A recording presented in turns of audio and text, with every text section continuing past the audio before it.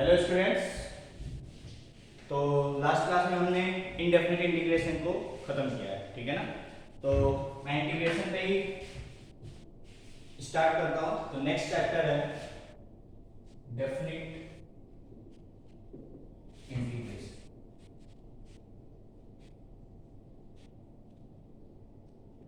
Definite integration, ठीक है। तो फर्स्ट पॉइंट यहाँ पे सबसे पहले लिखेंगे, ठीक है। इफ fx, f एक कोई फंक्शन है, if fx is continuous in open interval a to b, if fx is continuous in open interval a to b, this line is important, ठीक है। continuous होना चाहिए किस इंटरवल में, a से b में। if fx is continuous in open interval a to b, then if fx is continuous in open interval a to b, then तो यहां पर हम क्या लिख सकते हैं, then यदि मैं इस फंक्शन का इंटीग्रेट करूं, अभी तक हम क्या कर रहे थे, यहाँ पे ये दोनों नहीं होता था, सिर्फ इंटीग्रेशन होता था, ठीक है। तो उसके लिए ये लाइन उतनी इंपॉर्टेंट नहीं थी, ठीक है ना।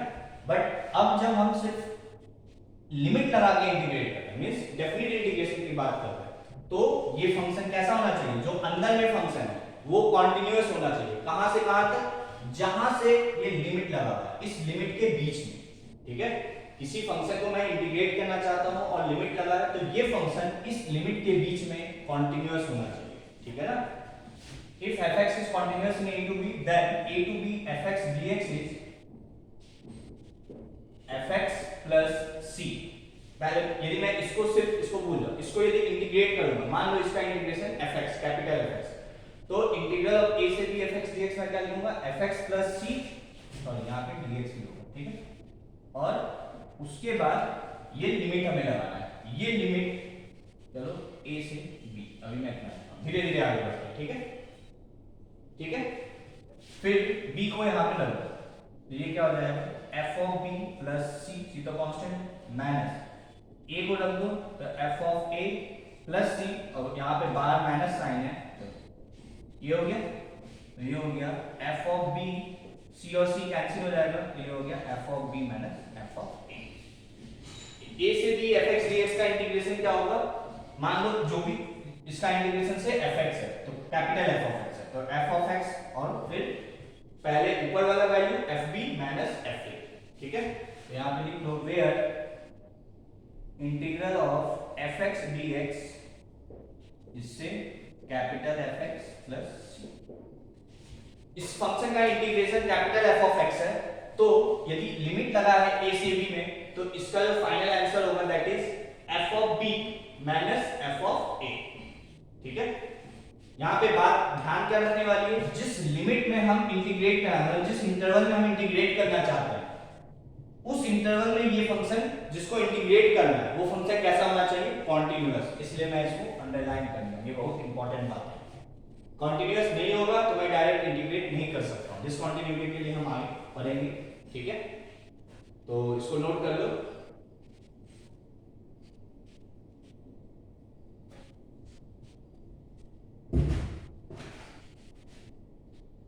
ठीक है।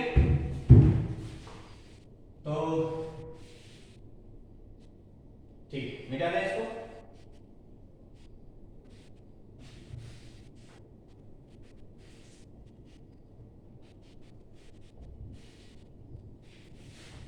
ठीक है।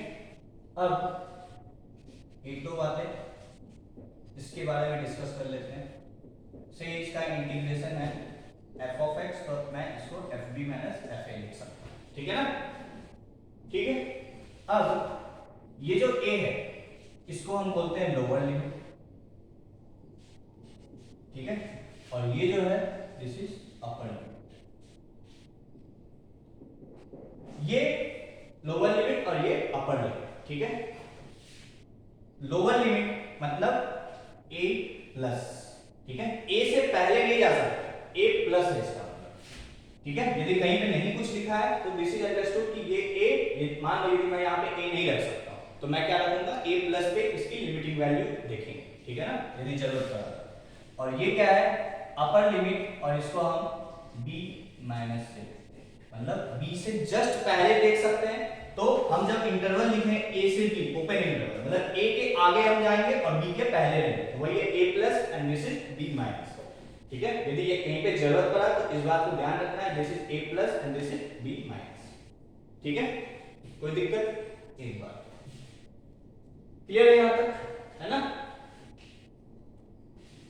तो आगे चलते हैं, नोट कर लो इसको, ठीक है।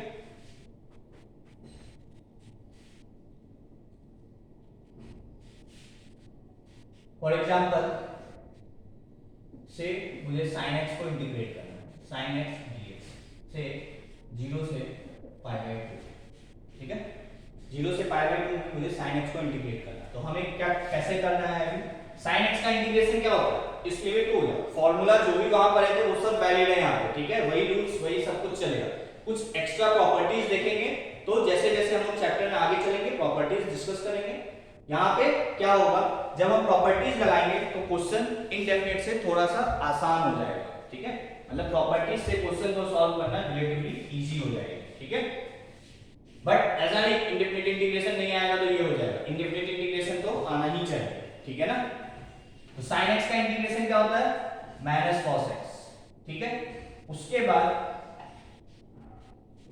बाद हाँ लास्ट उस पॉइंट में मैं एक चीज बताना भूल गया, ठीक है ना, वहां पे एक और एक चीज लिख लो, मैं वही याद कर रहा क्या भूल, जब हम a से b fx dx लिखते हैं तो ये जो लिमिट है ये कौन से वेरिएबल का लिमिट होता है, ठीक है, ये लिमिट किस वेरिएबल का होता है, मतलब x का, t का, y का, क्या z का, तो वो हम कैसे डिसाइड करेंगे, जो इंटीग्रेटिंग वेरिएबल है, ठीक है, इंटीग्रेटिंग वेरिएबल जो है उससे डिसाइड होगा कि ये लिमिट किसका है। तो क्योंकि यहाँ पे इंटीग्रेटिंग वेरिएबल x है तो ये लिमिट किसका है, x का, और ये भी x का है, ठीक है।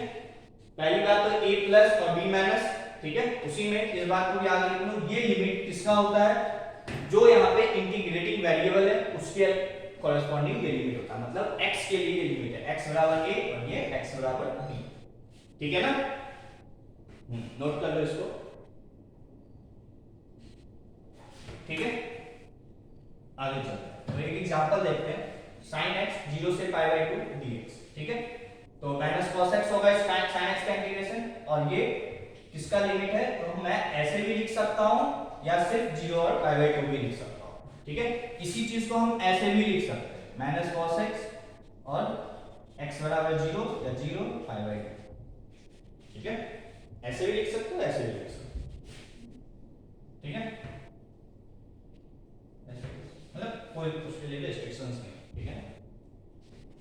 तो क्या करना है मुझे, पहले x की जगह ऊपर में जो है उसको रख दो, तो माइनस साइन तो यहाँ पहले से कॉमन भी ले सकते हो, cos pi by 2, cos pi by 2, चलो लिख दे cos pi by 2, fb minus f, ये माइनस मैं बाहर ले चुका हूँ, ठीक है ना, cos पाई बाई 2 और 0 रखें तो ये हो गया cos 0, ठीक है।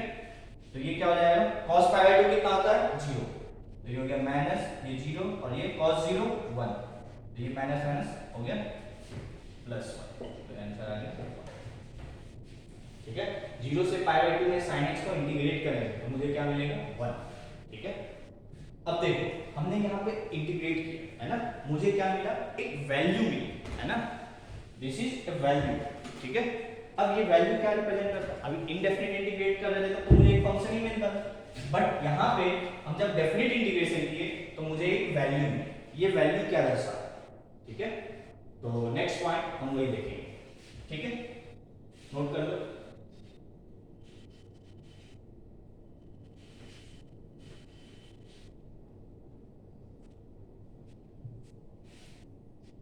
तो नेक्स्ट पॉइंट लिख लो, सेकंड पॉइंट डाल के, ठीक है, integration of a to b fx dx, ठीक है, integral of fx dx from a to b geometrically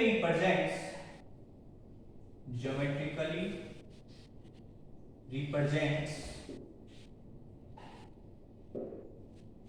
algebraic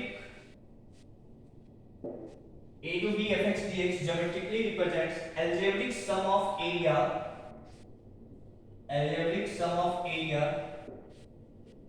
bounded by y equals to fx, x equals to a, x equals to b and x axis. A to b fx dx geometrically represents algebraic sum of area bounded by y equals to fx, x equals to a, x equals to b and x axis. ठीक है, clear है? इसी में मतलब ये क्या हमको देता है, ये अलजेब्रिक एरिया सम देता है। अलजेब्रिक एरिया का मतलब जैसे एरिया हम क्या लेते हैं, हमेशा पॉजिटिव क्वांटिटी मानते हैं। तो मान लो किसी पार्ट का एरिया 5 है और किसी पार्ट का एरिया 9 है, तो यदि इसको हम ऐड करेंगे तो 5 + 9 14 होगा, ठीक है ना। तो अब मान लो, ठीक है, अब क्योंकि यहाँ पे माइनस वाला तुमको पार्ट नहीं समझ में आएगा, जब मैं फिगर से समझाऊंगा तो तुम्हें समझ में आएगा, ठीक है। चल आते हैं उस बात पे। बट जैसे ये यहाँ पे x है तो ये सब चीज x के रिस्पेक्ट में था, यहाँ पे x बराबर a, x बराबर b और x एक्सिस है। इसी तरीके से यदि मैं a to b f of y dy कर दूं तो क्या मतलब होगा, geometrically represents algebraic, खाली x की जगह क्या आ जाएगा y, algebraic sum of area bounded by y is equals to f of y, ठीक है। फिर y equals to a, y equals to b and y axis, ठीक है। यदि यहाँ पे y हो गया तो सब कुछ y में चेंज हो जाएगा, x है तो सब कुछ x में रहेगा, ठीक है ना। नोट कर लो इसको, डिस्कस करते हैं क्या है अलजेब्रिक का मतलब, ठीक है। ये इंपॉर्टेंट है, अलजेब्रिक सम ऑफ एरिया, ठीक है। अलजेब्रिक सम ऑफ एरिया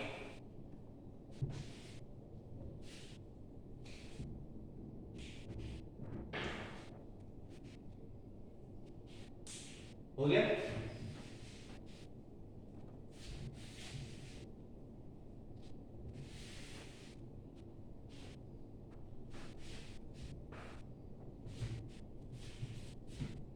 ठीक है, तो चलो इसको देखते हैं। तो से a to b fx dx को से मैं i से डिनोट कर रहा हूं, ठीक है। मतलब ये जो क्वेश्चन है दिस इज i, ठीक है। अब इस i की वैल्यू कब क्या होगी यदि मैं वो ज्योमेट्रिकली देखूं, ठीक है, तो क्या मतलब है। तो केस 1, 4-5 केस में ऐसे फिगर बना लो। सपोज करो ये क्या है हमारा x एक्सिस, ठीक है, ये क्या है हमारा x एक्सिस, और say this is a curve which is say y बराबर fx। ये कर्व है fx, इस dx का मतलब with respect to x axis, ठीक है। और ये लिमिट किसका है, x बराबर a और x बराबर b, से दिस इज x बराबर a एंड से दिस इज x बराबर b, ठीक है। ये fx का कर्व है, मान लो ये x बराबर a है, ये x बराबर b है और ये x एक्सिस है। तो इसके बीच में जो ये बाउंडेड फिगर दिख रहा है दैट इज क्लोज्ड फिगर, ठीक है, जिस पार्ट का तुम एरिया निकाल सकते हो, ठीक है। से इसका एरिया a, ठीक है। मान लो इस पार्ट का एरिया कुछ वैल्यू होगी 5, 6 जो भी होगा, तो मैं उसको a मानता हूं, ठीक है। अब तुम यदि इसको इंटीग्रेट करो, ठीक है, तो जो i की वैल्यू आएगी, क्योंकि ये अबव x एक्सिस है, तो जो एरिया यहां पे आया है वही एरिया तुमको यहां पे भी मिल जाएगा। मतलब इसको इंटीग्रेट करोगे जो इस रीजन का एक्चुअल एरिया होगा वही मिल जाएगा, ठीक है। यहीं पे मैं केस 2, ठीक है, से यहां केस सब कुछ वही है, ये y बराबर fx, ये x बराबर a, ये x बराबर b, सॉरी थोड़ा सा क्योंकि एग्जैक्टली वही फिगर बन गया तो मुझे एग्जैक्टली वही फिगर नहीं बनाना है, ठीक है ना। इसको थोड़ा सा ऊपर लिखो, हाँ, ये से x बराबर a है, ये x बराबर b है और ये x एक्सिस, ठीक है, इतना पार्ट तो सेम है। अब जो y बराबर fx का कर्व है से वो नीचे, यहाँ पे क्या था x एक्सिस के ऊपर, ठीक है, अब यहाँ पे क्या है x एक्सिस के नीचे, तो क्लोज्ड फिगर कौन सा दिख रहा है ये, यदि मैं इसको इंटीग्रेट करूंगा, ठीक है, तो मुझे ये एरिया मिलेगा। से दिस इज आल्सो, चलो मैं थोड़ा सा इसको a1 लिख दे रहा हूं, इसको a2 लिख दे रहा हूं, ठीक है, इसका एरिया a1 था, तो जो इसको इंटीग्रेट करेंगे तो भी मुझे a1 ही मिलेगा, ठीक है। इसका एरिया क्या है a2, a2 कैसा होगा, पॉजिटिव वैल्यू होगी, लाइक 5 6 7 8, क्योंकि एरिया की हम बात कर रहे हैं तो एरिया हमेशा क्या होता है पॉजिटिव होता है, एरिया नेगेटिव का कोई मतलब नहीं है, ठीक है। बट जब मैं इसको इंटीग्रेट करूंगा, जो i की वैल्यू, क्योंकि ये x एक्सिस के नीचे है, ठीक है, तो इस पार्ट ये जो एरिया ये कैलकुलेट करेगा, ये कैलकुलेट करेगा with sign, that is -a2। एक मिनट,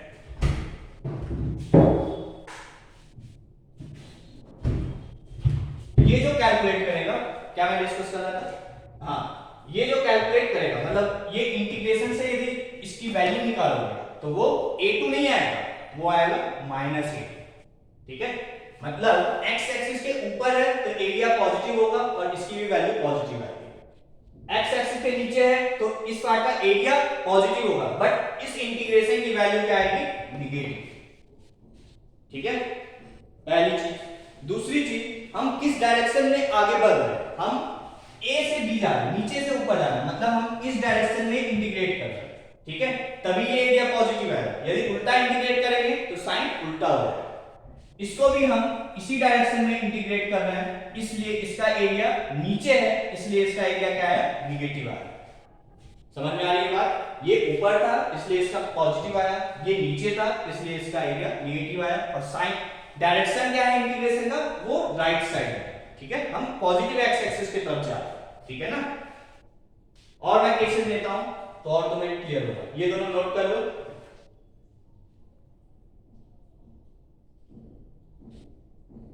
मैं यहीं पे बिठाऊंगा, ठीक है, केस 3,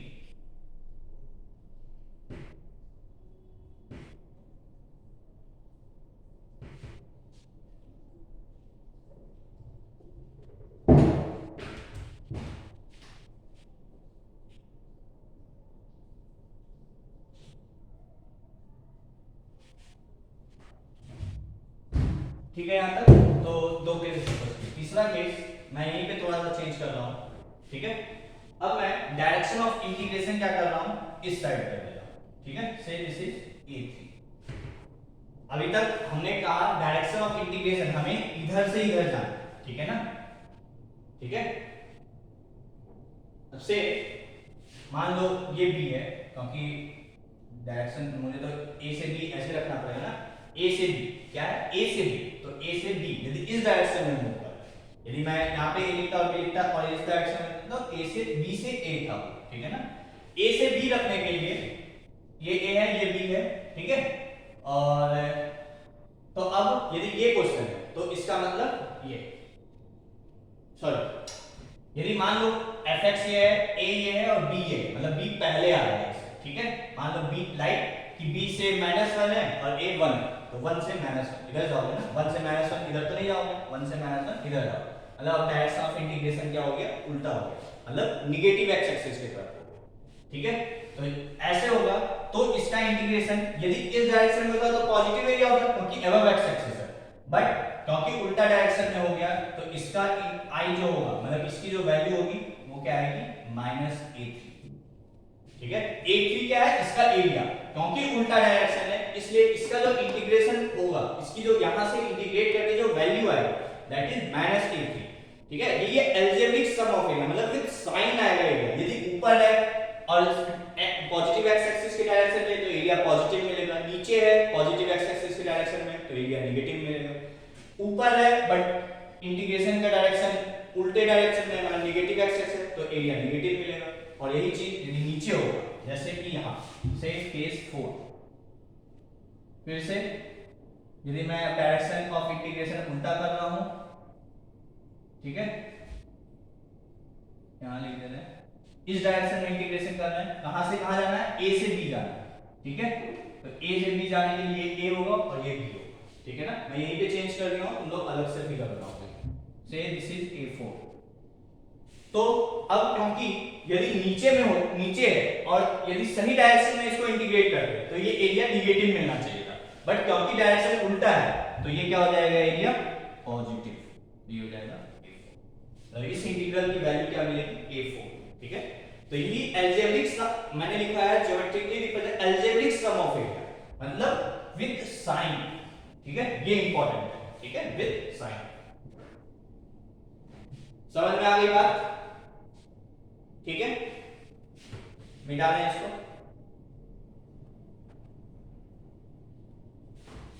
तो integration of fx dx from a to b geometrically represent sum of area, ठीक है। अब इसी में चलो मिक्स केस देखते हैं। से ये x एक्सिस है, ये y एक्सिस है, ठीक है, और से ये, ठीक है। से इसका एरिया A1 है, इसका एरिया A2 है, ठीक है। से दिस इज A और दिस इज x बराबर b, दिस इज x बराबर a, ठीक है। यहां से यहां तक हम इंटीग्रेट करें तो यहां पे जो इस इंटीग्रेशन की वैल्यू होगी वो क्या होगी, a से b, मतलब सही डायरेक्शन में इंटीग्रेट करना है तो ऊपर है तो पॉजिटिव, नीचे है तो नेगेटिव, तो ये क्या हो जाएगा A1 और ये क्या हो जाएगा -A2। तो इस इंटीग्रेशन की वैल्यू मुझे क्या मिलेगी, A1 A2, ठीक है, ना कि A1 A2, ठीक है। मतलब मान लो A1 की वैल्यू 5 है और A2 की वैल्यू 9 है। सपोज A1 की वैल्यू 5 और A2 की वैल्यू 9 है, तो I का जो वैल्यू होगा वो क्या होगा, 5 + 9 नहीं होगा, ठीक है। I की जो वैल्यू होगी वो क्या होगी, 5, और क्योंकि ये नीचे है तो 5 - 9 दैट इज -4। तो ये हमें एक्चुअल एरिया नहीं देता, सम ऑफ अलजेब्रिक एरिया देता है, ठीक है ना। बार बार उस बात पे मैं फोकस कर रहा हूं, ठीक है ना। क्लियर है, नोट कर लो इसको भी, ठीक है। एक केस और ले लेते हैं, केस 6, मिक्स कर देता हूं मैं थोड़ा सा, ठीक है। जैसे अब क्या मिक्स, से this is A1, this is A2, this is A3 और डायरेक्शन ऑफ इंटीग्रेशन ये, ठीक है, x बराबर a एंड से दिस इज x बराबर b, ठीक है। और डायरेक्शन ऑफ इंटीग्रेशन उल्टा कर दिया, क्या होगा, उधर रहता तो ये पॉजिटिव मिलता, तो इस बार क्या होगा, नेगेटिव। ये नेगेटिव मिलता बट ये पॉजिटिव मिलेगा और ये नेगेटिव मिलेगा, बस, ठीक है। तो यदि कहीं पे फिगर देके और इंटीग्रेशन की वैल्यू पूछ रहा है और एरिया दिया हुआ है तो हमको किस तरीके से ध्यान रखना है, क्या चीजें ध्यान रखना है वो मैं बता रहा हूं, ठीक है। ये था x वाला, मैंने नोट में एक सेकंड पॉइंट भी लिखा था कि y वाला, तो एक केस उसमें देख ले रहे हैं, उसके अकॉर्डिंग जैसे यहां पे था वैसे ही वहां पे भी चलेगा, ठीक है ना। इसको मिटा दें।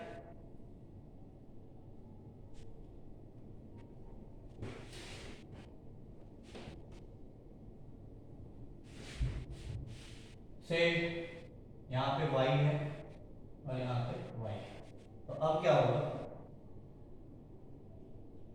मान लो ये एक कर लो, ठीक है।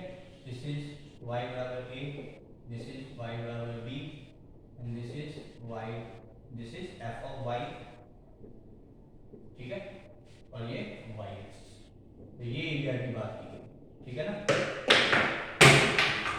इसमें क्या होगा, यदि हम ऊपर के डायरेक्शन, जैसे उसमें राइट साइड मूव करने का मतलब क्या था, पॉजिटिव एक्स एक्सिस, इसमें ऊपर मूव करने का मतलब क्या है, पॉजिटिव वाई एक्सिस। से दिस इज एरिया A1, तो यहां पे जो I की वैल्यू होगी वो मुझे क्या देगा, A1, ठीक है। यही चीज इसी में एक केस यहां पे भी बना दे रहा हूं,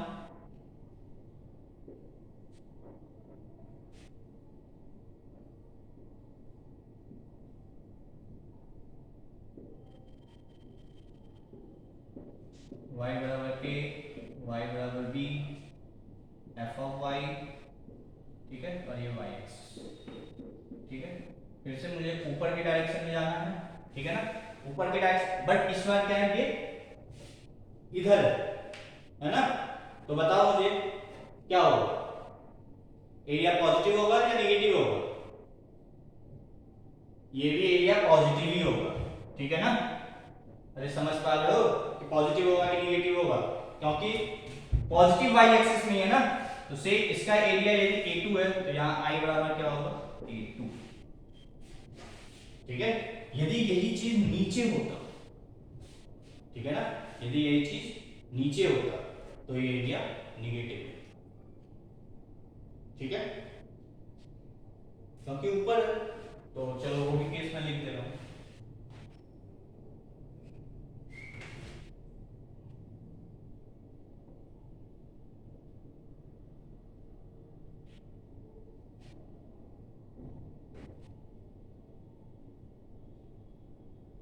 एक मिनट,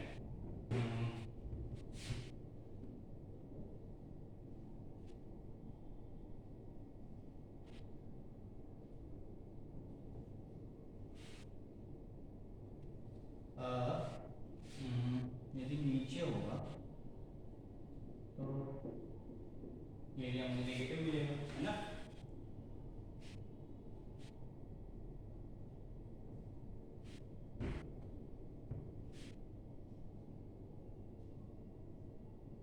कुछ ऐसा कर दे, y बराबर b, y बराबर a और ये, ठीक है, और ये y एक्सिस।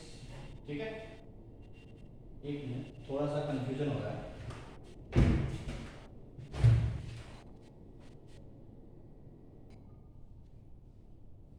हाँ देखो, कंफ्यूजन नहीं होना चाहिए था, मैं भी कंफ्यूज हो गया और ठीक है, थोड़ा सा वो हो गया। एक्स एक्सिस के केस में क्या था, यदि एक्स एक्सिस के ऊपर है तो एरिया पॉजिटिव मिलता था, एक्स एक्सिस के नीचे है तो एरिया निगेटिव मिलता था। ऐसे ही वाई एक्सिस के राइट साइड में तो मुझे एरिया पॉजिटिव मिलेगा और वाई एक्सिस के इस साइड है तो एरिया मुझे निगेटिव मिलेगा। ठीक है? क्या बोल रहा हूं मैं, फिर से सुनो, कंफ्यूज नहीं होना। एक्स एक्सिस के ऊपर है तो एरिया पॉजिटिव, एक्स एक्सिस के नीचे है तो एरिया निगेटिव, वाई एक्सिस के राइट में है तो एरिया पॉजिटिव, वाई एक्सिस के लेफ्ट में है तो एरिया निगेटिव। तो ये एरिया मुझे क्या मिलेगा? आई बराबर, क्योंकि ये वाई एक्सिस के लेफ्ट में है ना, तो ये एरिया मुझे निगेटिव मिलेगा। समझ में आ गई बात? ठीक है, कंफ्यूज नहीं होना। एक्स एक्सिस के ऊपर एरिया पॉजिटिव, एक्स एक्सिस के नीचे एरिया नेगेटिव, वाई एक्सिस के right area positive, y axis के लेफ्ट एरिया नेगेटिव। ठीक है? वाई एक्सिस में राइट लेफ्ट चलेगा, एक्स एक्सिस में ऊपर नीचे चलेगा। ठीक है? आई होप क्लियर होगा। ठीक है? तो ये नहीं लिखने की जरूरत है, ठीक है ना? ये सफिशिएंट। ठीक है? यदि मैं नीचे भी बनाऊं तो एरिया पॉजिटिव होगा, इस साइड बनाऊंगा तो एरिया नेगेटिव होगा, उस साइड पॉजिटिव, इस साइड नेगेटिव। क्लियर है? ठीक।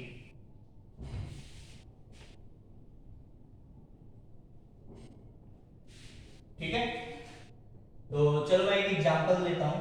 ठीक है? जैसा कि sin x का ग्राफ तो सबको पता है ना?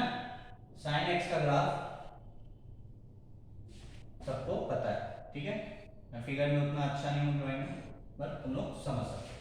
sin x का ग्राफ से ये इसका ग्राफ है y बराबर sin x, ये से 0, ये क्या होता है पाई, ये 2 पाई, ये 3 पाई। ठीक है? मान लो, चलो इसमें मैं फर्स्ट पार्ट, मैं इसको 0 से पाई बाई 2 या ये एरिया निकालना चाहता हूं। 0 से पाई बाई 2 का मतलब ये एरिया।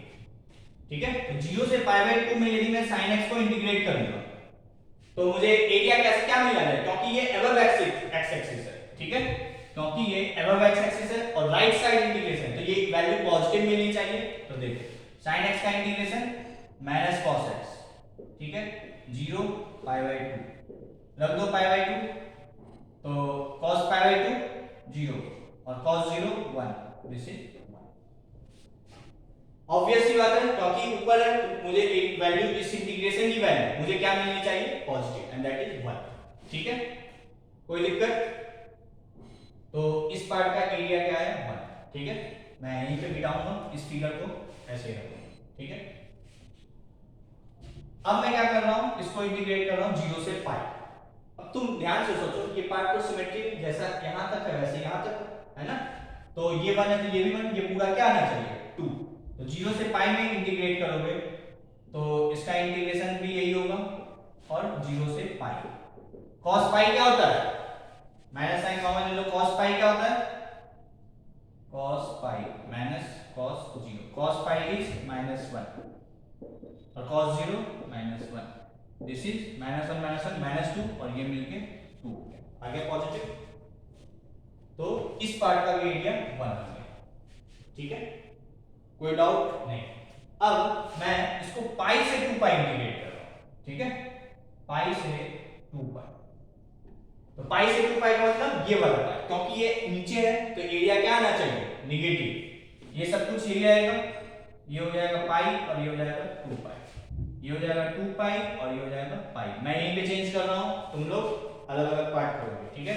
cos 2 पाई क्या होता है, cos 2 पाई, अरे बोलो, cos 2 पाई इज, ये माइनस यहाँ पे, ठीक है ना, cos 2 पाई इज 1 और cos पाई इज -1, तो माइनस माइनस +1, तो ये क्या आ गया -2, नीचे था तो इस पार्ट का एरिया, इसकी वैल्यू हम एरिया नहीं निकाला, हम इसकी इंटीग्रेशन निकाला, तो ये क्या है, इस पार्ट का एरिया वो तो 2 ही है, बट क्योंकि इंटीग्रेट कर रहे हैं, एरिया नहीं निकाल रहे हैं, हम इंटीग्रेट कर रहे हैं, तो इसकी वैल्यू क्या आएगी -2, ठीक है। आई होप क्लियर होगा, है ना,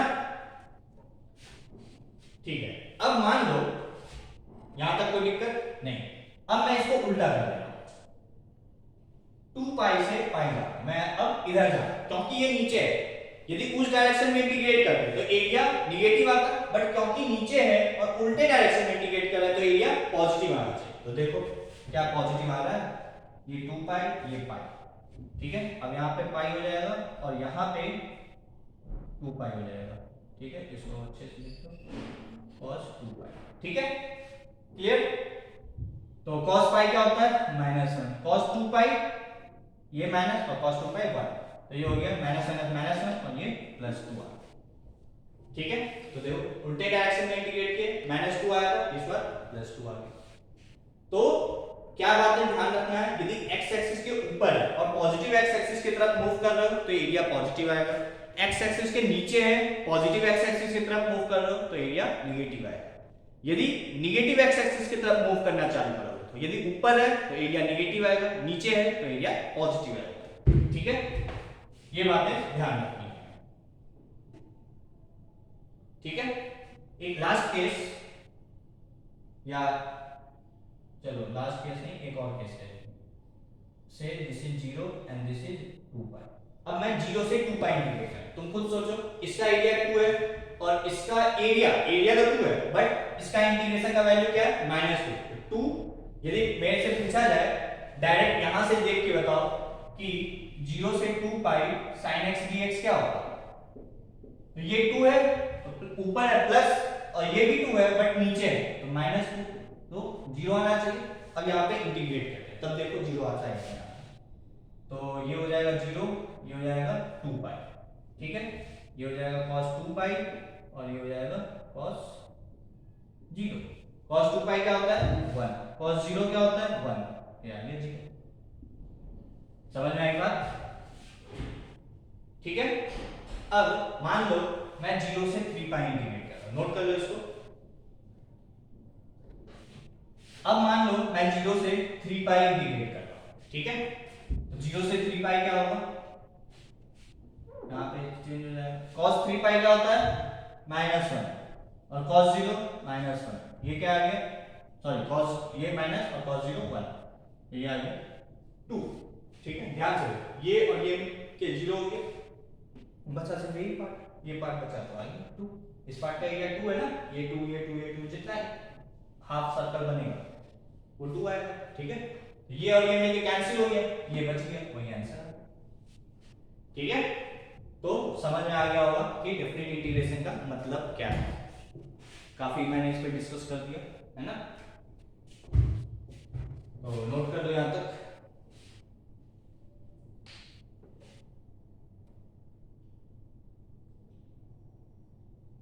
ठीक है।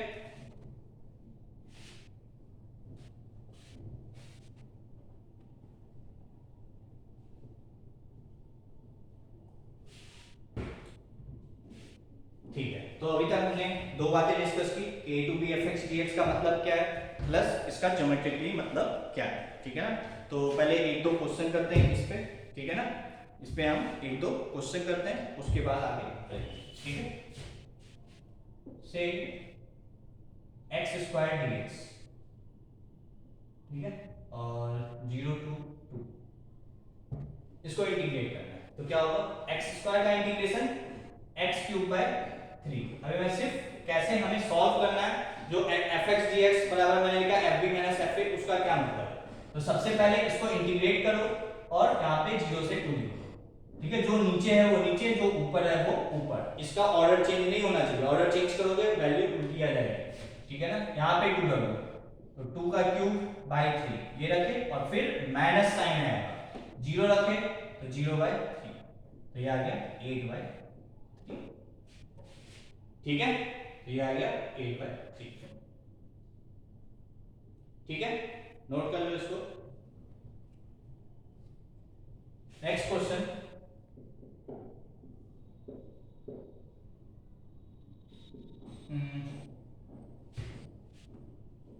नेक्स्ट क्वेश्चन देते हैं,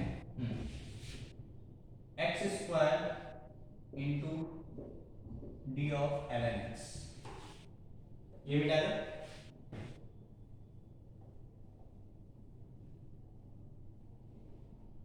x square into d of l n x, और से ये 1 से 2, ठीक है, ये 1 से 2,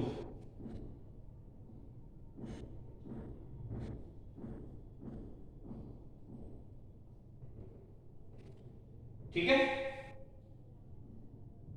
अब ये जो वैल्यू है यहाँ पे 1 और 2, ठीक है, ये किसकी वैल्यू है, क्या ये x की वैल्यू है या ln x की वैल्यू है।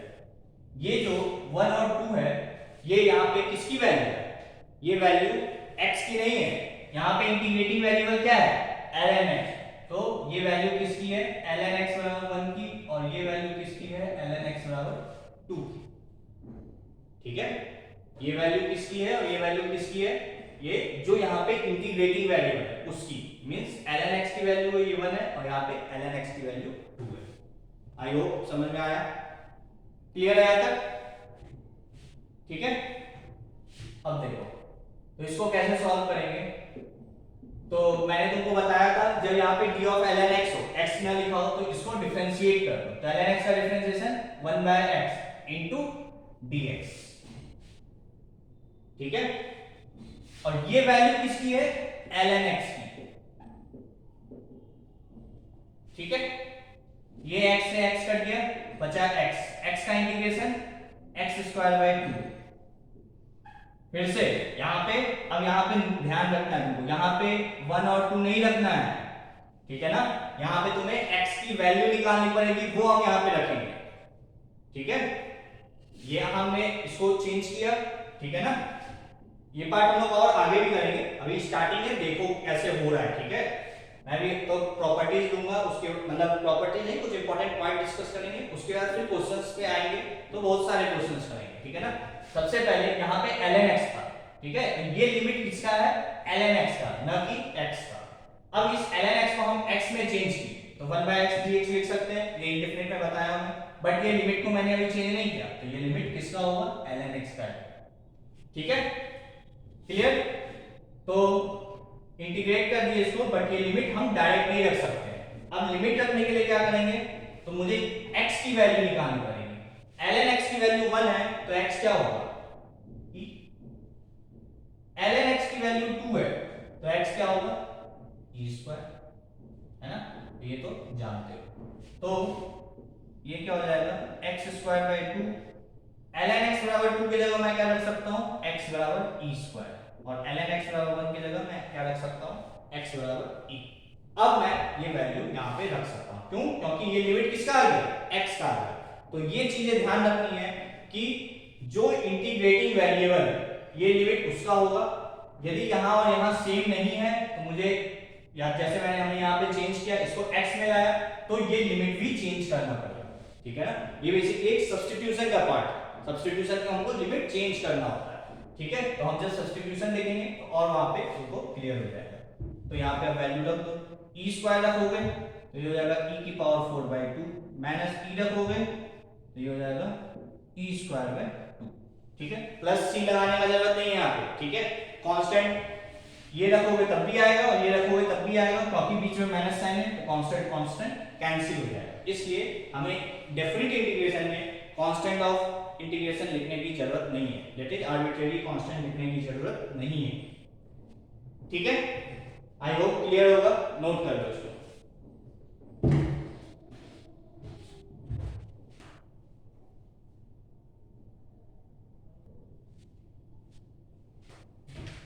ठीक है यहां तक?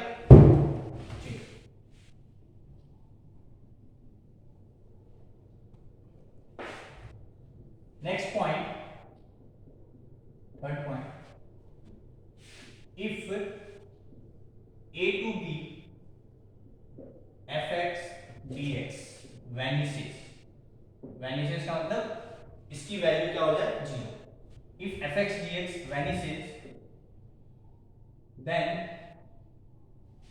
the equation fx equals to 0 has a root in the interval a to b provided fx is continuous in a to b। क्या लिखा है मैंने, a to b fx dx किसी इंटीग्रेशन की वैल्यू वैनिश हो जाए, ठीक है, डेफिनेट इंटीग्रेशन की वैल्यू किसी इंटरवल में a से b में, तो जो यहाँ पे फंक्शन है इक्वेशन fx उसका एक रूट कम से कम होगा एटलीस्ट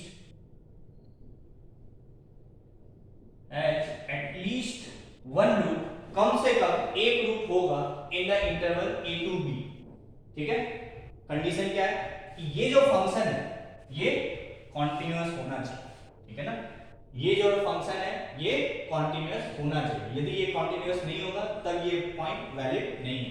क्या मैंने बोला है, if a to b fx dx vanishes then the equation fx बराबर 0 has a root in the interval a to b provided fx is continuous। ठीक है, तो इसको हम एक ग्राफ से देख लेते हैं। ठीक है, क्या मतलब है इसका,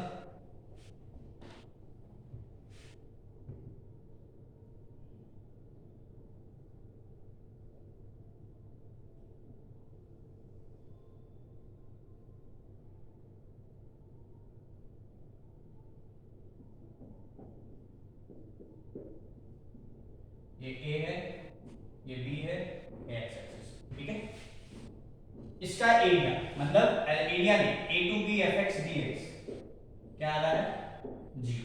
ठीक है, मतलब यदि ये a है तो ये भी a होगा। ठीक है, यहाँ पे यदि मैं बात कर रहा हूँ ये a है तो ये भी a होगा, तभी इसको ऐड करेंगे तो ये 0 होगा। अब ये जो फंक्शन है fx, ठीक है, ये कैसा फंक्शन दिख रहा है, यहां से मैं चला a से तो डायरेक्ट मेरा पेन कहां पे रुका, b पे रुका। इसका मतलब ये फंक्शन जो गिवन फंक्शन था, ये फंक्शन ये कैसा फंक्शन है, कॉन्टिन्यूअस। ठीक है ना, यदि ये कॉन्टिन्यूअस है तो इसका एक रूट ये क्या है, जहां पे इसकी वैल्यू इस फंक्शन की वैल्यू, रूट का मतलब इस फंक्शन की वैल्यू 0, तो इस फंक्शन की वैल्यू यहां पे क्या होगा, 0 से दिस इज c। ठीक है, तो इस फंक्शन का एक रूट इस इंटरवल के बीच में, इन द इंटरवल इसके बीच में ही कहीं, इसके बाहर नहीं। मैं क्या कह रहा हूं, यदि इस इंटीग्रेशन की वैल्यू 0 है तो और ये फंक्शन कॉन्टिन्यूअस है तो इस इंटरवल के बीच में इस फंक्शन का कम से कम एक रूट जरूर होगा। ठीक है, रूट होने का मतलब जहां पे इस फंक्शन की वैल्यू क्या हो जाए, 0। ठीक है, अब मैं कम से कम क्यों बोला है ना, वो भी इंपॉर्टेंट, तो नोट कर लो इसको पहले, एक से ज्यादा भी हो सकता है। ठीक है ना, कैसे होगा, इसी को रिपीट कर दो। ठीक है, तो ज्यादा रूट हो जाएगा, तो कम से कम एक रूट जरूर होगा। ठीक है, चलो मैं ज्यादा वाला केस भी दिखाता हूं।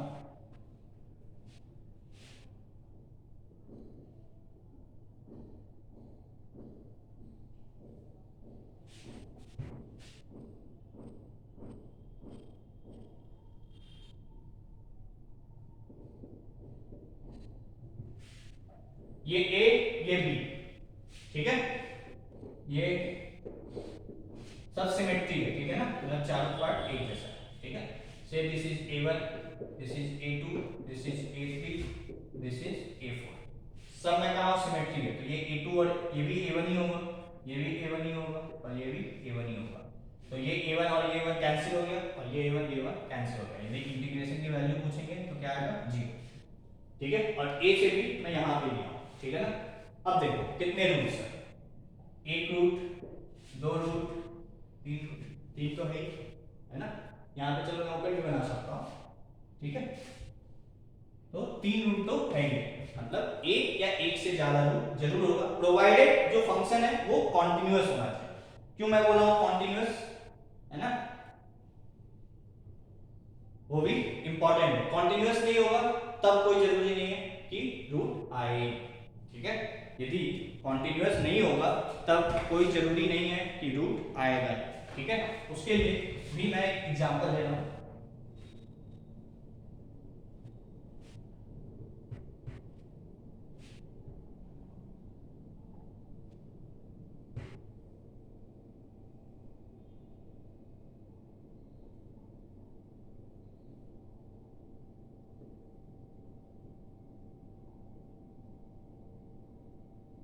ये पार्ट सिमेट्री मानना, ठीक है ना, तो ये भी ए है तो ये भी ए होगा। एरिया क्या है, यदि ये ए है और ये बी है, यदि यहां से यहां देखोगे तो आई की वैल्यू क्या आएगी, अब ये भी 0 आएगी, क्योंकि ये प्लस और ये माइनस, ठीक है ना। बट क्या रूट है, नहीं, क्योंकि ये फंक्शन कॉन्टिन्यूअस नहीं है, ठीक है। तो यदि कॉन्टिन्यूअस होगा तो एक रूट होगा, बट कॉन्टिन्यूअस नहीं होगा तो कुछ भी नहीं कह सकते, हो भी सकता नहीं भी हो सकता, ठीक है ना, क्लियर यहां तक, ठीक है। तो इसको ध्यान रखना है ये पॉइंट, ठीक है। एक दो पॉइंट और देखेंगे आज, ठीक है। Fourth point, if fx is greater than, fx कैसा फंक्शन है, 0 से बड़ा, मतलब पॉजिटिव फंक्शन, ठीक है,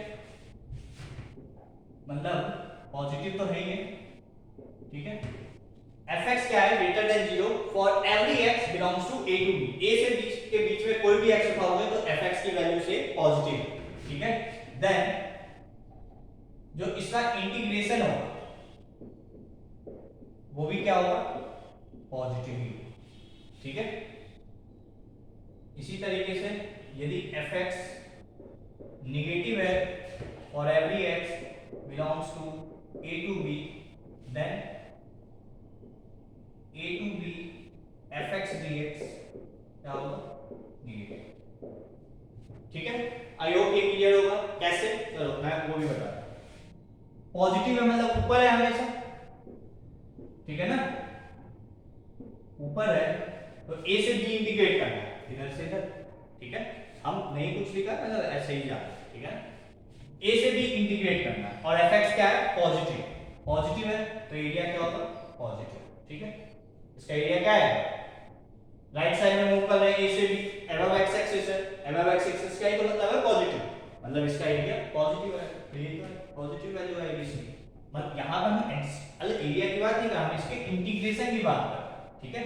आई की जो वैल्यू आएगी, कुछ भी वैल्यू आएगी वो पॉजिटिव होगी, और नेगेटिव है तो ये वैल्यू नेगेटिव है, ठीक है, नोट कर लो इसको।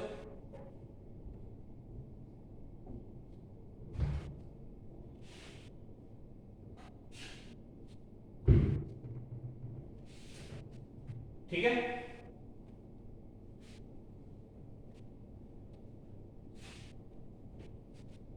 Next point, if fx is greater than g of x for every x belongs to a to b, a से b में यदि ये फंक्शन इस फंक्शन से बड़ा है हमेशा, देन जो इसका इंटीग्रेशन होगा, ठीक है, उसकी जो वैल्यू होगी वो भी बड़ी होगी इसके इंटीग्रेशन से। यदि fx बड़ा है तो उसके इंटीग्रेशन का वैल्यू इसी इंटरवल में बड़ा होगा gx, ठीक है। आई होप क्लियर होगा,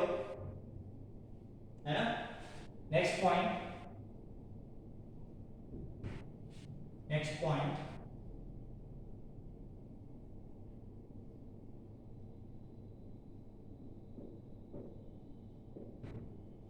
यदि किसी फंक्शन को इंटीग्रेट कर रहे हैं और जिसका लिमिट क्या है सेम, मतलब एक पॉइंट है, ठीक है, तो इसका एरिया क्या होगा या इसके इंटीग्रेशन का वैल्यू क्या होगा जी, ठीक है, a to a fx dx क्या होगा जी, ठीक है। तो ये कुछ बातें थी, ठीक है, बेसिकली आज हमने सिर्फ इंट्रोडक्शन पार्ट देखा है, ठीक है ना, आगे हम लोग नेक्स्ट क्लास में कंटिन्यू करेंगे, ठीक है, नोट कर लो इसको,